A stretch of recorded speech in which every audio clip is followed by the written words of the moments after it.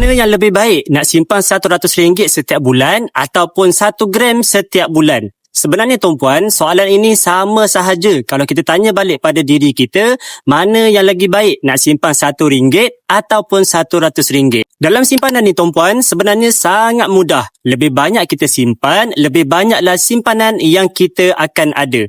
Tuan-puan jangan pandang rendah walaupun dengan RM100. Kalau tuan-puan simpan RM100 setiap bulan, tuan-puan akan dapat 0.2 gram satu bulan. Dan sepanjang 1 tahun, tuan-puan dah pun memiliki sekitar 2 gram emas. Tapi bayangkan kalau tuan-puan langsung tak buat apa-apa simpanan. Jadi sangat mustahil untuk tuan-puan ada 2 gram emas dalam masa 1 tahun. Begitu ramai rakyat Malaysia tuan-puan yang tak ada simpanan walaupun RM1,000. Tuan-puan, jomlah kita keluar daripada golongan yang tidak ada simpanan ini dan mulakan tabungan walaupun serendah RM100. Gaji besar ataupun kecil, bukannya persoalannya. Kalau tuan-puan ada gaji RM2,000 tak mampu untuk simpan, percayalah bila tuan-puan ada gaji RM20,000 nanti pun tuan-puan tak boleh nak buat simpanan. Sebab besar periuk, besarlah keraknya. Jadi, satu tips yang berkesan. Kalau tuan-puan nak buat simpanan, tuan-puan kena allocatekan siap-siap at least 10%